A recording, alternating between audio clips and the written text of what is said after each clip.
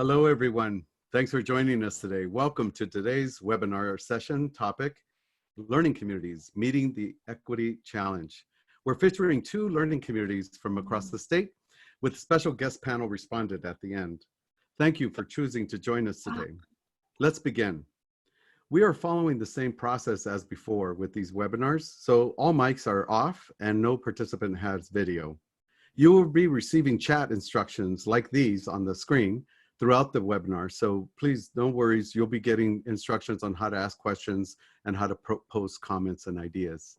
I want to thank the CLP team for the support and wonderful work to get this webinar all pulled together with the whole team. So thank you, team. We also want to thank the Chancellor's Office for funding this and helping us produce this webinar. This is the 4th in a student support series that we've been doing. And as you can see, there's a range of topics that we've been trying to cover throughout these, and we will do more in the future. Currently, we are in extended shelter-in-place orders, and they are getting longer. But depending on what your shelter is, your comfort and your ability to continue your life is quite different.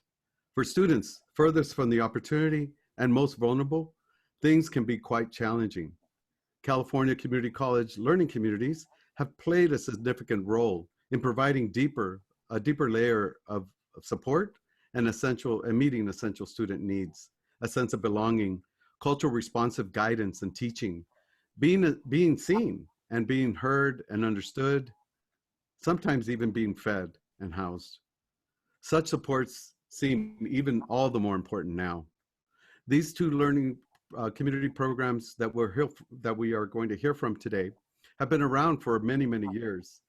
One as many as close to 40 now, and they have served thousands of students. And yet we know these programs alone are not enough to address the persistent equity gaps in our colleges. The Career Ladders Project has long had the pleasure of supporting and working with these particular learning communities for over a number of years, and we're pleased to bring them here today with us to have a conversation. Joining us today are Nzingha Dugas, Umoja community, and Julia Vergara, the Puente Project. We wanted to have this conversation with them to share so that they can have the opportunity to share what they're doing to work in this remote pandemic environment. How are they transitioning their community strategies, their principles, and how they're putting them into action now? And any learning that they can share with us about not only how are they continuing, how they're putting all this work together and moving forward, but what do they plan to do in the future? Can some of what they're learning perhaps help us and help the whole community during this crisis? Later in the hour, we'll hear from Chancellor Oakley, the California Community College Chancellor, to help us extend the conversation a little bit further. What collectively can we learn from these programs to help us continue the redesign efforts to eliminate equity gaps? How can the California Community College Chancellor's Office, the Board of Governors, learning communities like Puente and Umoja, and the broader community come together during this unprecedented time to ensure a community college vision for success? Lastly, we hope to get to some of your questions. So please, get your questions ready. Let's hear from our first panelist, Nzingha Dugas. Nzingha, thank you for sharing. Please begin. Good afternoon, everyone.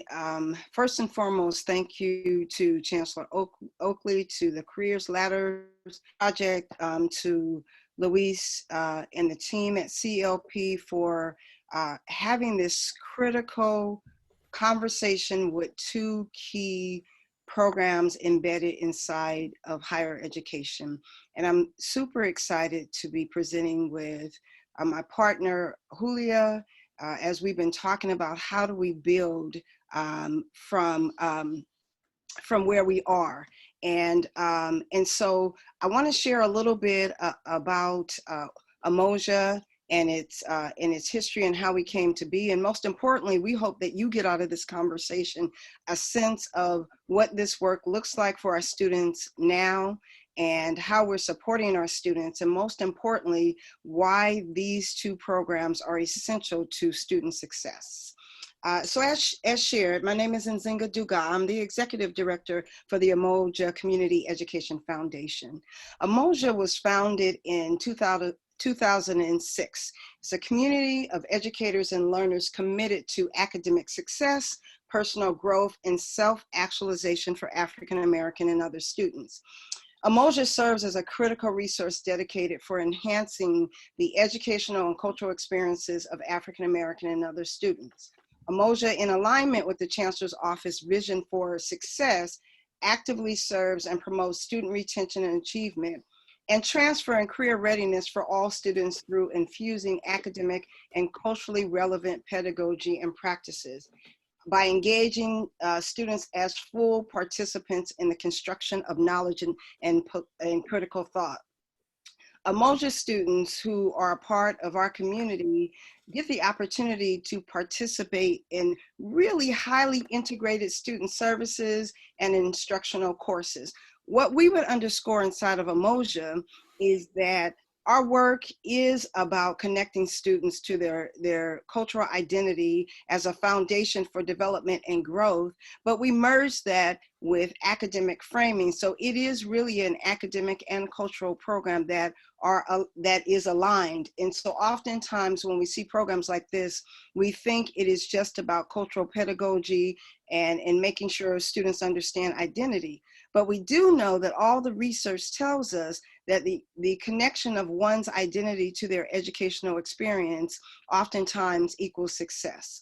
And that's what Umoja does. Umoja has 68 affiliated community college programs and 3 universities, and we've increased nearly tenfold over the last 3 years. We have served over 15,000 students since its founding, and we are currently serving, the numbers actually just went up, over 5,000 students in the community college system. And so in addition to the community college, there are other sister campuses that we work with and we support because of the work of Umoja. We also have critical partnerships like the HBCU Transfer Initiative, as well as the University of California and the California State University. The other thing that we do for Umoja is we've trained over 1,000 faculty and staff in understanding how to work with students who may be both disenfranchised or disconnected to services and resources. And that's a huge part of our work. Umoja is one of the pathways that we believe are embedded inside of the community college system. And what does our pathway look like? So let's share a little bit about that. Our pathway includes college orientation and assessment process. We have a comprehensive student educational model that we insist on implementing as soon as a student arrives on campus. And so they are supported, covered, and enhanced by faculty, counselors, and an Umoja coordinator. We have intentional and dedicated counseling. Within our practices, we really do intrusive counseling. That means we want to know all aspects of your life and environment to the extent that students will share that, so that we can be supportive in multiple ways. Inside Umoja, we try to build a community of support. We have intensive transfer preparation and support. Students get to go visit campuses, HBCUs, and HBCUs come to them. Our services are high touch. And embedded inside that high touch is tutoring and support. And so that's just a snapshot of what we do inside of Umoja to ensure that our students are successful. Next slide, please. And so we have done some analysis around where our students are. So we're lucky to have the support of the Research and Planning Group, also known as the RP Group, and they just completed a study, and what they found was when comparing the academic outcomes of Umoja students to non-Umoja students, they actually fare better. We know that Umoja students enrolled in more units than non-Umoja students. We know that Umoja students earn more units than non-Umoja students. And we also understand from this research that Umoja students successfully completed their first year coursework at a higher rate than non-Umoja students. That's part of why we understand that our formula is essential across the state of California when we look at the success of African American students. The data also showed us that fall to fall persistence it was at a higher rate for for first-time Umoja students as opposed to non-Umoja students. When we think about the Chancellor's vision for success, more Umoja students had earned a Chancellor's Office Approve Award within 4 years in comparison to non-Umoja peers. Lastly, Umoja students are more likely to have earned an associate's degree in comparison to non-Umoja peers. Umoja students were also more likely than non-Umoja students to earn an associate degree for transfer within 4 years. And so this tells us that what Umoja does and has been doing is working. Next slide, please. And so some of the questions come up around what are the challenges? So if we think about the model that Umoja uses in order to ensure achievement, success, and actualization for our students, what happens when we're out of that environment? What happens when students are impacted by a situation like COVID, which oftentimes, even though we're in COVID, students find themselves in similar situations. And so we've been interviewing our students, and what they've shared with us is one huge area that they have is access and resources. And so what we know about community college is it is a model that serves students least likely to have access to key educational resources. And what they're saying in this COVID environment, those resources that they relied on for Umoja and other like programs are not there. And what they're asking us to do is to really understand the needs of the whole student. And so that the areas where students didn't have support, Umoja provided that. What are those areas? Those areas may include food security. Those areas include motivation. Those areas include the cohort model that allows for students to encourage each other in an educational frame. And so I've been talking to students for the last couple of weeks, and they've said not being around other like students has had an impact on their belief that they can actually get through this, particularly in this kind of environment. So that motivation and learning is key. Next slide, please.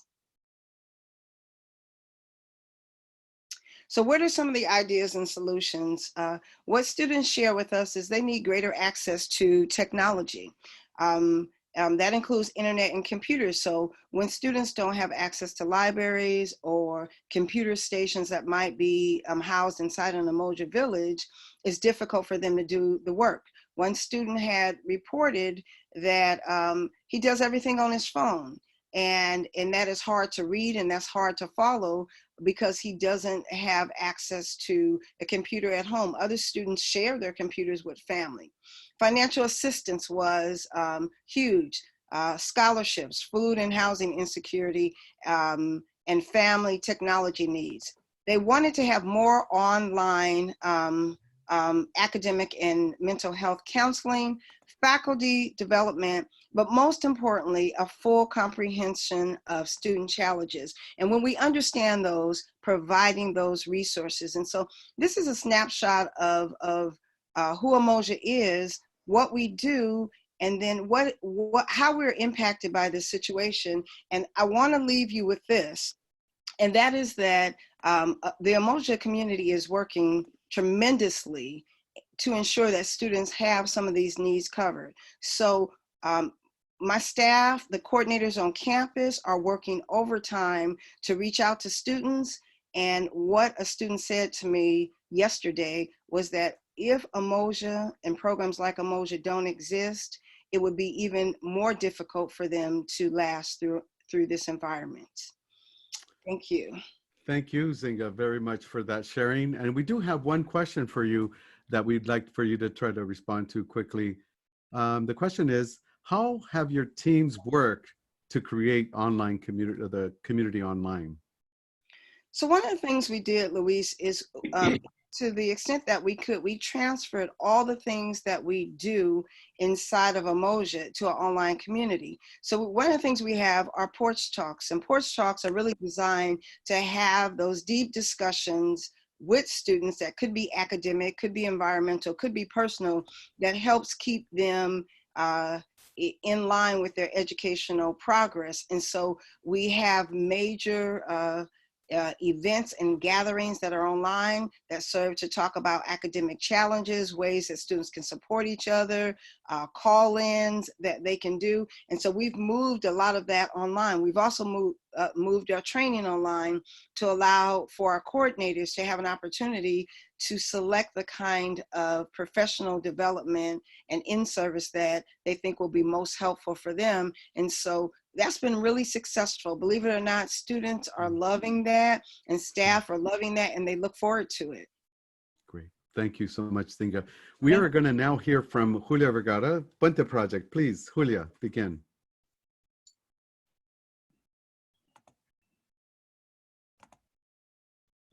Julia, you're on mute. Do you mind unmuting yourself? First of all, thank you. I'd like to thank Luis, you and Linda and the Chancellor's Office for hosting this really important conversation today. I'm especially excited to be here with Nzingha and with the Umoja talking about equity and the overall impact that these two programs have on the community college system. I think this is something that none of us could have expected, being in this situation, not only doing online learning, but everybody being at home, and just what has been going on with our students. As I've talked to leaders across education and our college partners, I've learned that most challenging immediate needs are changing daily. I hope that with this webinar, we're able to address those challenges, continue to unite. I think that what's been extraordinary is that I do think our students feel the support from the Chancellor's Office and from our programs and from our faculty across the board. That has been apparent from day one. I hope that within this time, we continue to discuss equity and the importance of equity. I think the larger challenges, before I go on to my slides, have been met, which is addressing the immediate needs of technology and the immediate needs of housing and food insecurity. So I think it's important, like Nzingha, to mention those things, because those are two things that are on the forefront and on everybody's minds right now, is the well-being of our students. So as we go on with this equity talk, I just want to know and acknowledge that those are things that we're also very concerned on with. Can you do the next slide, Christina? So this is a little bit about Puente. Our mission is to increase the number of educationally disadvantaged students who enroll in colleges and universities, earn degrees, and return to the community as mentors and leaders to future generation. Puente next year will be embarking on 40 years, and I have to say our mission has not changed. Although we've discussed it, we just feel our program still addresses that mission. But what has changed is our practices. Over the years, Puente is now open to all students. It's always been about academic rigor, cultural responsive, pedagogy, equity-minded, asset-based approach, has a social justice framework and the pedagogy of Cariño. So some of these things have been added over the years, and a lot of them have been to respond to meeting the students where they're at. And I think that the underlying of everything that Puente does is meeting students where they're at. We have a proven success record about persistence, retention, and degree completion. This is a little bit about our demographics. 84% of our students are first generation students. 89% of our students are low income. And 88% of our students are underrepresented students. The next slide, please.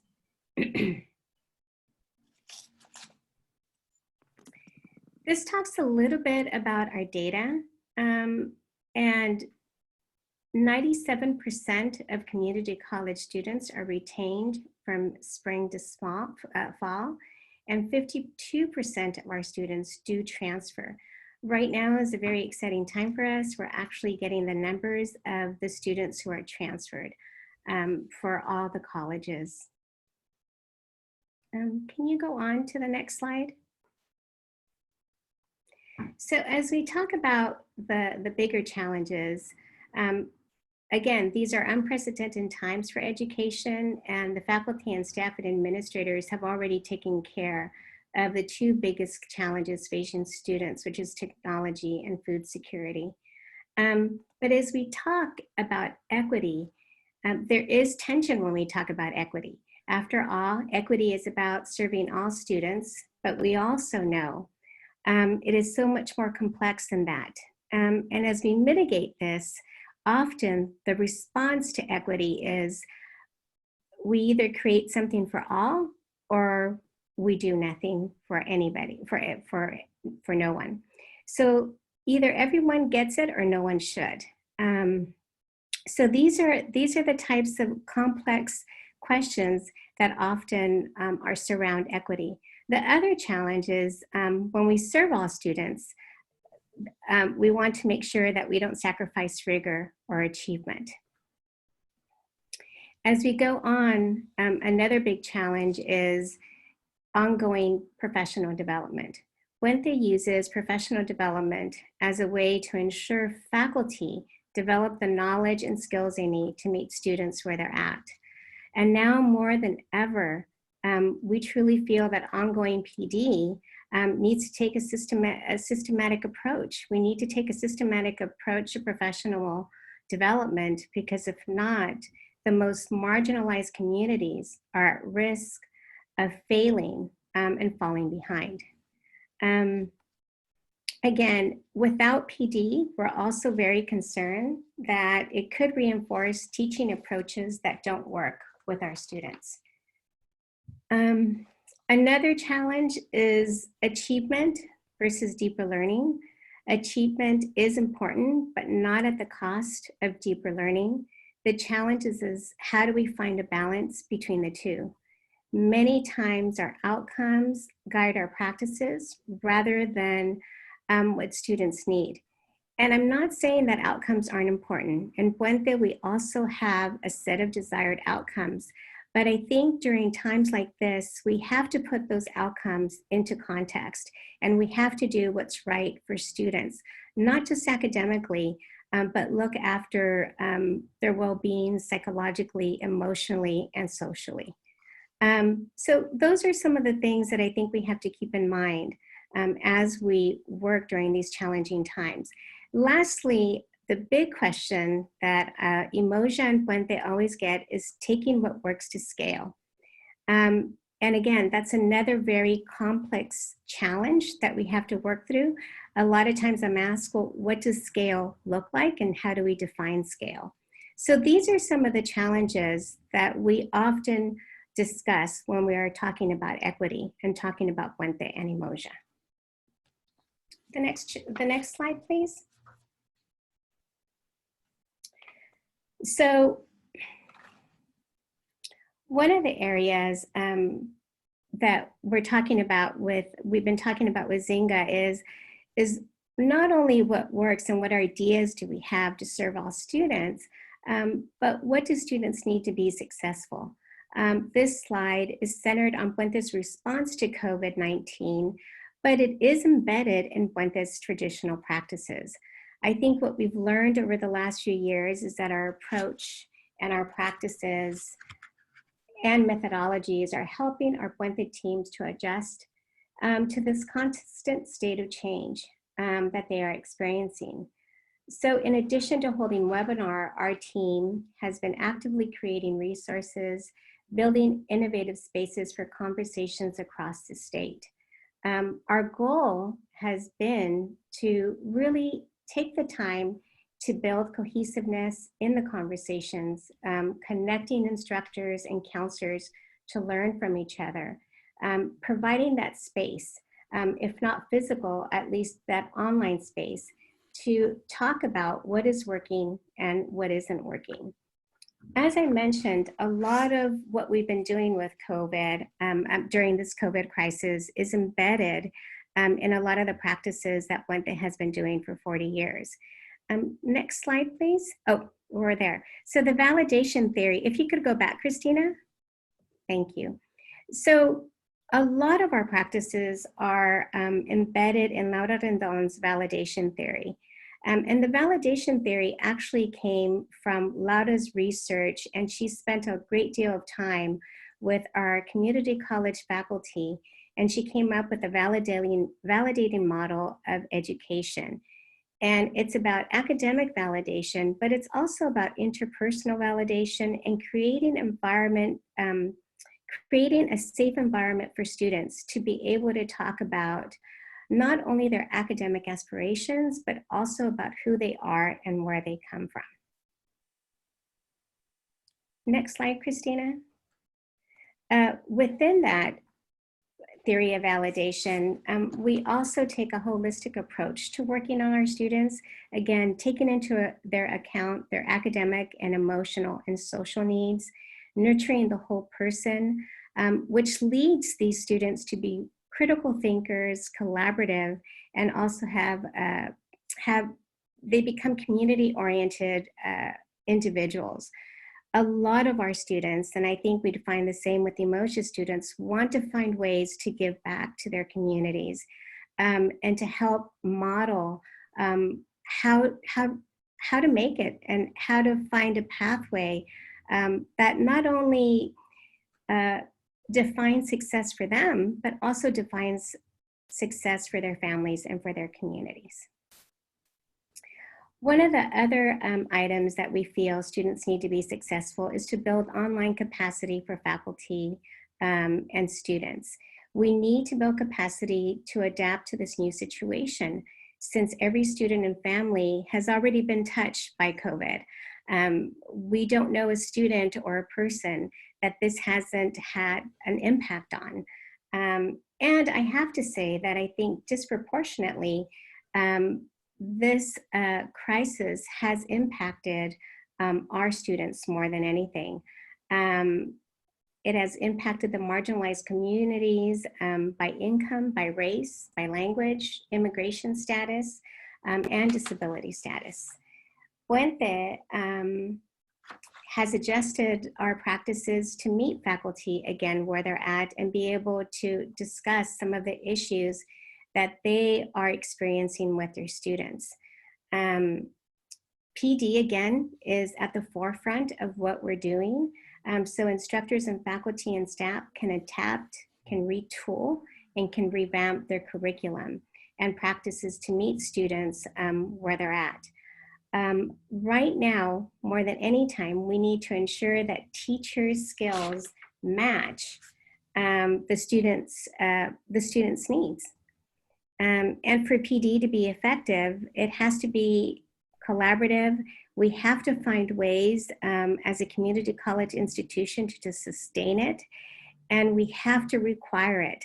Every single faculty member should have to take professional development. Lastly, I'm going to go because I know that I'm at time, but I think we also have to begin to address the loss of learning that has been happening and provide listening sessions for our faculty and staff. We have incorporated the Puente Hour for our faculty, and it has given us the opportunity to hear the issues and concerns brought on by this crisis. This is a very stressful time, but I can tell you that a lot of the stress that our faculty is experiencing is not personal, but more about the well-being of their students.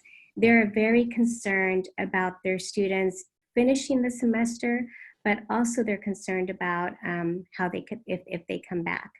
So as I close the session, I think that this is a challenging time, but I think it's an opportunity for us to rethink education for all students and to begin to really talk about how do we close that opportunity gap. Because what's been obvious to us over the years is now becoming obvious to everyone, and that is that our students that are Black and Brown are impacted by things like of this nature more so than other communities. So if we don't talk about the education inequities, it could result in a continued disempowerment and marginalization of our communities. And these are communities that are not only resilient, but have tremendous amount of untapped intellectual and innovation, and more important, a tremendous amount of heart. So again, thank you, Luis, for the opportunity to allow us to discuss this. Thank you, Julia, and thank you, Nzingha, for the wonderful sharing out. And we will move on to our third panelist, and happy to say he was able to join us. Chancellor Oakley, thank you for joining us today.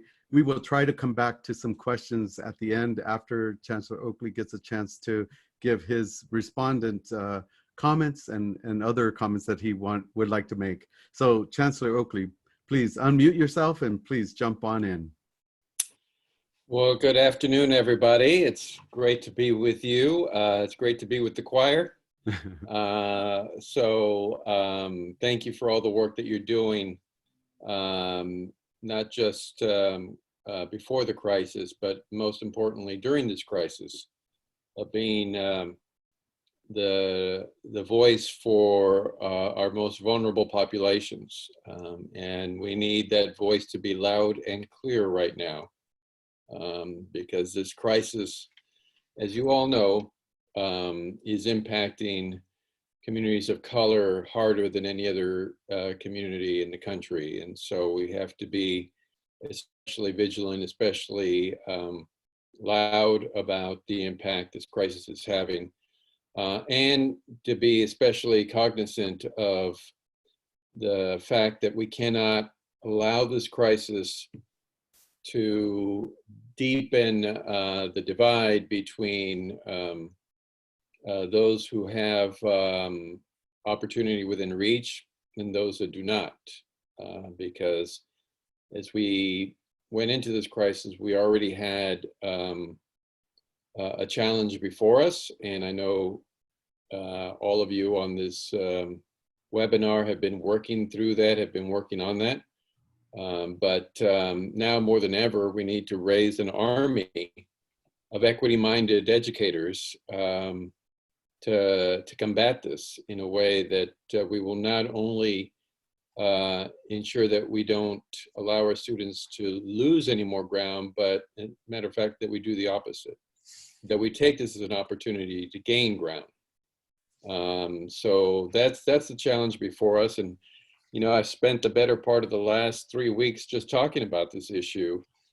And, you know, I've been in the system a while now, and I've interacted with some of you, many of you over the years. And I've never felt more proud of our system and how far we've come in this conversation than I do today.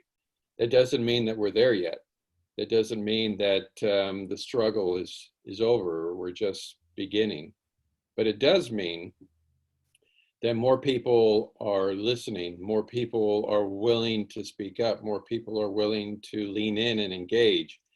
Because, and I know sometimes my comments have been put out of context over the years, but I've always made the point that it's not up to Umoja or Puente to solve the equity problem. It is up to every educator.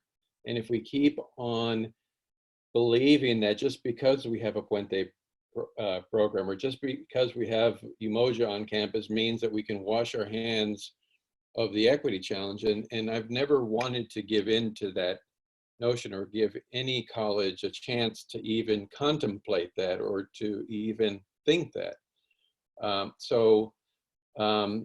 think it was a couple of weeks ago on one of our weekly webinars, we were talking about diversity, equity, and inclusion. And as you know, that is a big push for the Chancellor's office. because, again, I don't want to state the obvious, but faculty of color, administrators of color need to be represented in more than just Puente, Umoja, and student services. They need to be represented in every classroom and every type of administrative position on our campus. But I made the point that I know I speak for Dr. Gonzalez and my entire team at the Chancellor's office. We want this to be the moment for our faculty and leaders of color in the system. And I mean that sincerely, and I mean that intentionally. And I've been saying that we want you to be in a position as we work through the equity agenda and the vision for success to have a loud and clear voice at every table on your campuses. Whether that's the programs that we're talking about today, whether that's EOPS, whether that's counselors, student services professionals, faculty who have been working in the classroom trying to raise this issue. That doesn't mean that we're always going to have our voice lead the day, but we're going to have our voice in every conversation. And so I think it's important for programs like Puente and Umoja to foster that. I know that you're primarily representing the wonderful students, the wonderful talent that you have on campus, but you're also leaders on campus. You're also equity leaders. You're people that the campus community should be turning to right now, asking questions. What are the best practices? How do we best understand the needs of students of color right now? How do we provide professional development for faculty? How do we ensure that we're understanding the challenges that our students are facing, students of color are facing in this crisis? Those are the questions that we need to be asking, particularly within the Guided Pathways framework, which again is the whole intention of that framework is to be an anchor on every campus for how we frame the equity agenda, who we bring to the table, how we raise these questions. And most of that stuff, you all already know how that works, because most of that work comes from programs, from experiences like programs like yours. I mean, certainly my experience with Puente has always been, you have a lot of caring faculty who lean into and understand the students that they're serving, get them to really believe that transferring to the University of California or wherever they're going to go is something that is not just out there for another group of students, but something they believe in, and you get them to follow through, you get them to show up. That's what Guided Pathways is all about. And so I think one of the questions I was asked, where does Puente and Umoja fit into that framework? Well, this is an opportunity for you to really share the best ways to deal with populations that we need to put particular focus on right now. And, it pains me every time we talk about students of color, particularly African-American students, because every time we have this conversation, and I think back to the conversations I was in 20 years ago, not a whole lot has changed.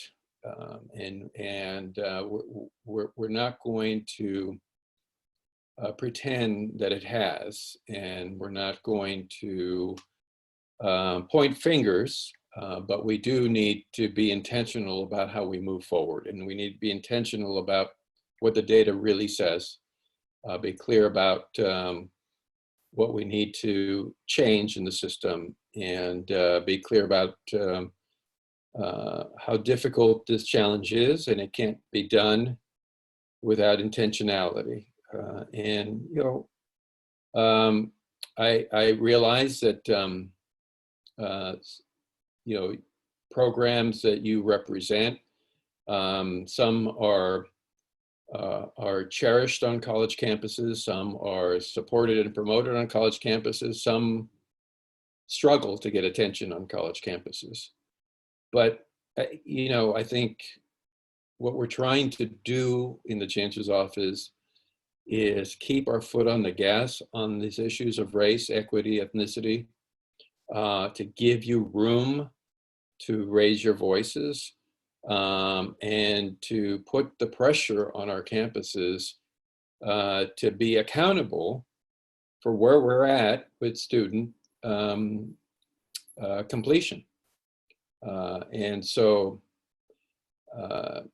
I get that, you know, sometimes it's a messy process. Sometimes I'm sure you wish the Chancellor's office could or would do more. Sometimes I bet you wish the Chancellor's office would just leave us alone. But nonetheless, we're going to keep putting the pressure on. And I think, as you've seen by the types of people we're hiring in the Chancellor's office, that that's not going to go away. And I'm happy to say that the Board of Governors is clearly behind this agenda. And there's going to be no backing off, even as a lot of people in the system, some of you may have been on the webinar today, you could probably tell I was getting a little annoyed with some of the questions that were coming up. But a lot of those questions had to do with, well, since we're in this crisis and we are going to be going into a recession, I hope the Chancellor's office is going to give us more time, more room to work through the vision for success. And that's the wrong answer. In my mind, that is completely the wrong answer, because we cannot allow this to be the excuse as to why we let another generation of students fall further behind. So I just want to say thank you to you all. I could talk all day about this, and I have been talking all day about this, but it's in many ways, I have never felt more energy in the system around equity than I do today. So I thank you all for pushing this issue, for pushing the Chancellor's office, and I'm sure you'll continue to push the Chancellor's office to keep our foot on the gas. So I'll stop there. Happy to answer any questions that you might have. Thank you, Chancellor Oakley. And we do have some questions.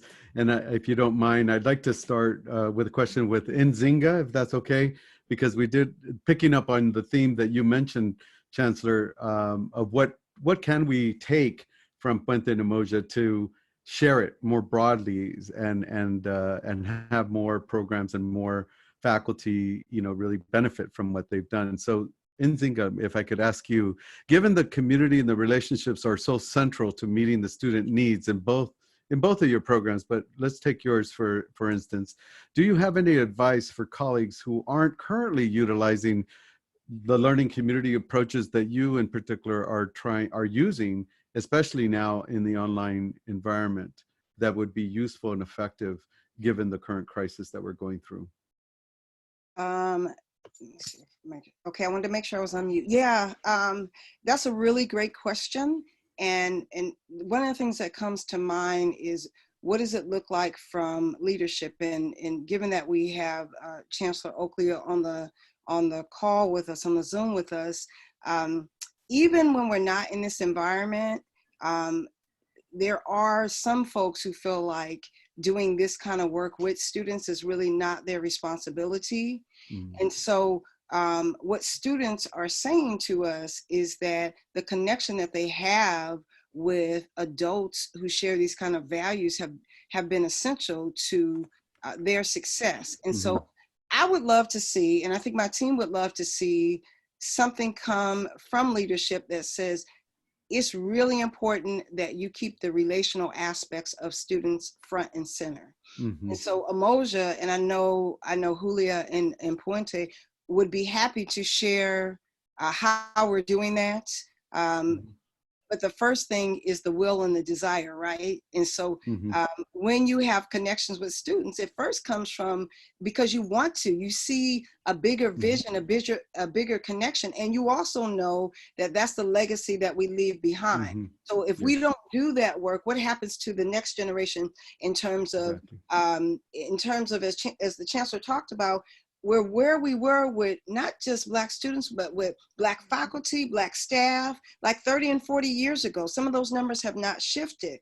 And so it's a cultural shift that we have to make. And so how we're communicating that collectively is critical. And how we're saying it, we're afraid of that word mandatory, because no one wants to be told what to do. But if you're a parent, you understand mandatory sometimes is necessary. And that's how we look at our students. And so I would just offer that as we're rethinking, what do we do in the fall and in the spring? How are we saying, if we want things to be different, then we have to do things differently in a Zoom environment. We have to shift, and we have to keep saying that and keep saying that till it begins to look like when you're not doing it, you're actually the minority who's not doing that. And Umoja is there to offer that support and to also share the designs of what we're doing right now. Thank you, Nzingha. Really appreciate it. Julia, I had a question for you. Can you give an example of professional development to meet the needs of faculty and counselors in supporting their work with students? And especially now in the online environment, how are you proceeding with that? We can't hear you. You got to unmute. What we've come to realize, and I think we've known this, and I think I want to start by thanking Chancellor Oakley for being here and supporting. I think this sends the message loud and clear. And I know that you've always been behind us, but you've been, again, pushing this idea of equity for everyone. And one of the things we've been talking about in Puente is that what's good for Puente students is good for everyone. So we really have been looking for the last couple of years, how do we take our program to scale? How do we take our practices and really share them with everybody? And so we're happy to say is through a lot of discussion. You know, this summer we're opening up all our PD to all community college faculty. And we're doing a lot of what we know. We're not going to get into areas that Puente isn't familiar with, but we have a 40-year history with culture relevant pedagogy, with taking a holistic approach to counseling, with working with families, working with students, working with the UCs, working with the CSUs. So there's a lot of information that we are looking forward to show with the wider community college community. And so those are some of the things that we're trying to do, Luis, and COP has been supportive in that. And so those are the things that we're very excited about. Along some of the things that I think are important to remember is also something that Nzingha was saying, and that is that, you know, professional development should be required by every faculty member. There should be, and in particular, CRT, culturally relevant training should be required by every faculty member, because what's going to be, what we know works in Puente is building a community in the classroom. And so some of the things that we've been looking at is how do we build that community on an online platform? How on the first day do we build those communities so not only the teacher is accountable, but also students are accountable for each other and support each other and motivate each other. So those, that's a challenge we're all going to have now, not just Puente, but all of us together are going to have that challenge the first day of class this year when we start our classes on an online platform. And this is the time, like both of you were saying, where we need to come together and make sure no one is left behind, especially for our African-American and Latino students. Thank you, Julia. And I need to also acknowledge Chancellor Oakley that I heard this morning your webinar as well. I didn't sense it as frustration. I sensed it as passion and commitment. So thank you for committing so strongly to the equity work that we all have in front of us. So in that vein of thinking, you know, where these programs in particular are continually trying to redefine and reinvent in this particular case in the online and remote work. So due to the COVID-19, and as a resulting of, you know, what's going to come is the economic recession, as you mentioned already. So what is the Chancellor's Office envisioning, you know, in terms of emergency assistance for students in particular that are impacted and are supported by these programs and the learning communities in general? So thank you for that. I mean, clearly our communities that we serve, the communities that we serve are some of the hardest hit in the economic impact to this public health crisis. So there's the immediate impact, which is, many of the members of our communities are the ones who have been displaced, unemployed. Certainly, the small businesses in our communities don't have access to paycheck protection plans and low interest loans that are available to some of the larger businesses that have gained access to it. So these are our communities. So what have we been doing? We've been advocating heavily, consistently, daily with our congressional delegation to keep a focus on the students that are served by our colleges, not just in the near term, not just in the initial parts of this crisis, but in the long-term impact. So, I mean, we have advocated for resources in the third stimulus in the CARES Act. We got somewhat down the line, and a lot of that emergency assistance should be going out to our students as we speak. But clearly, a lot of students were left out, particularly undocumented students. We're working right now with the Attorney General for the state of California to try to address that with our congressional delegation. But also, we're going to continue to press on philanthropy. I mean, we were able to work with the College Futures Foundation recently to make $500 grants available. That money dried up in a matter of hours. So it just tells you how huge the need is. We're working with the governor's office and with the legislature as we think about pivoting our work on Cal Grant reform, which is not going away. We just have to recognize that the financial picture of the state of California is changing. So what does that look like now for our lowest income students? How can we provide some financial assistance through the state legislature and some of the stimulus discussions that they're having?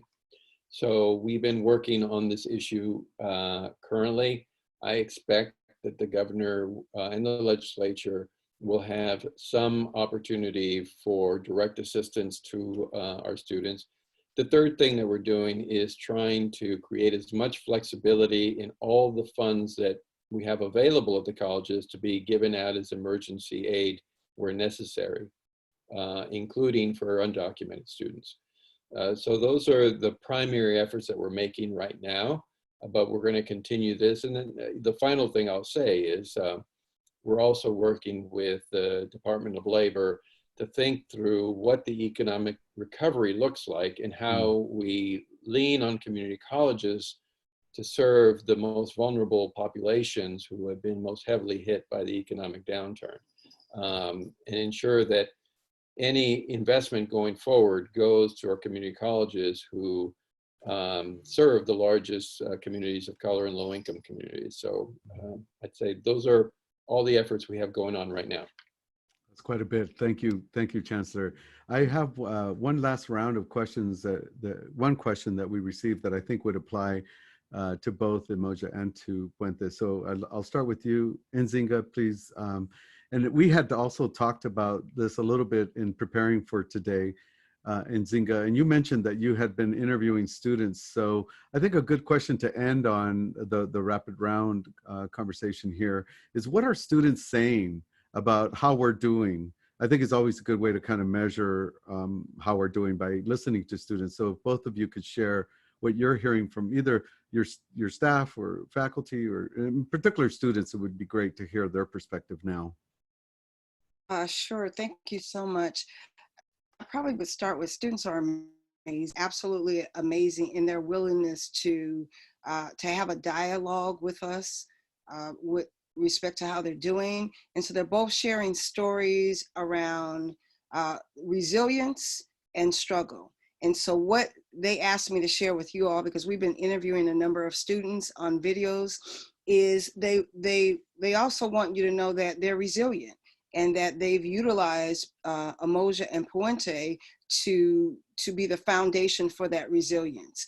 And so what their concern is where students don't have that resilience, where the technology is critical. And I was sharing a story earlier that I started to speak about, where there are students who don't have laptops at home, and they use the library and other places for access. And so there is one student who shared that a returning student, starting all over, in his 60s, for all intents and purposes, legally blind, and doesn't have a home computer. So is using the phone to actually trying to access information.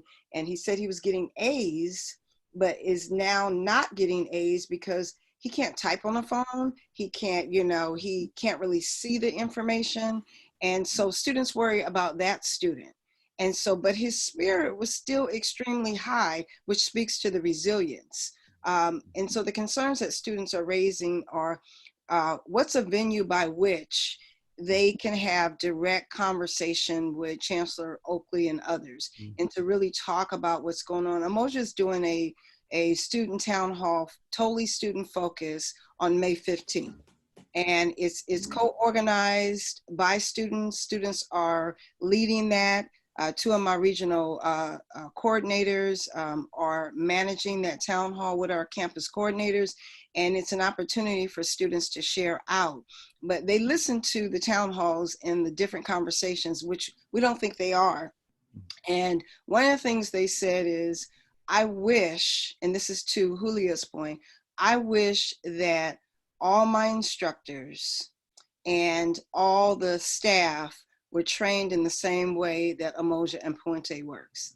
So I would put a challenge out to us. What would it look like if Umoja and Puente was doing that come the fall, working and training faculty and staff around how to think about cultural pedagogy, how to think about connecting with students, and what does teaching mean when you go into the teaching field, because many of us teach, but nobody teaches you how to instruct. Sure. And those first couple of years are rough. Usually those first 2 semesters, you get your hat handed to you. But students are saying, what would it look like if we even just reframed and thought differently about how we bring people onto the campus, so that there is this value of care and community that is rich inside the African and Latinx communities. What would that look like if we took that chance? Thank you. Thank you so much, Nzingha. Julia, very quickly, if you could just wrap up in 30 seconds or so we can close out. We can't hear you because you're on mute. So I think a lot of the struggles that Nzingha mentioned, our students are struggling. I think what worries us, our faculty, our teachers and counselors, is that our students are now in what is now hazardous work. They're the ones working at Target, working at the grocery stores. They've had to pick up additional jobs because their families are either out of work or they need to help and support that. So our students are at risk in a new way now. However, I have to talk about that resiliency. A lot of them are still planning to come back in the fall. They want to get their education and complete and go back, just like our mission says. Next week, Puente is hosting a statewide celebration. As you know, Eloy, we have these end of the year celebrations where we recognize our students that are transferring and who completed the program. This year, we can't do that. So we're having a big statewide celebration on May 7th. I hope I get that right. If not my staff, I'm gonna really hear from my staff. But we want to recognize the students. And I do encourage more platforms like this where other faculty could hear from students and what their concerns and issues are. Thank you. Sorry. Yeah. Sorry, Julia, we're going to have to jump off now, but I wanted to wrap up by thanking especially Chancellor Oakley for joining us today. Thank you so much for taking the time. We do have other questions. We'll forward the questions and we'll try to get answers. We're doing these things called pláticas. They're extended Q&As with with our speakers, and we hope to get some of those questions answered for you. There's information in the PowerPoint that you can resource later. We have a community of practice that we'd love for folks to join. There's resources there, mention of future webinars that CLP will be doing. One is on this Friday. Please email us, look for it on the PowerPoint, or email us. We'll contact and give you that information. Thank you, all of you, so much. Again, Nzingha, Julia, Chancellor Oakley, thank you very much. We really appreciate it. Everyone be safe. Thank you. Hasta pronto todos. Take care. Bye.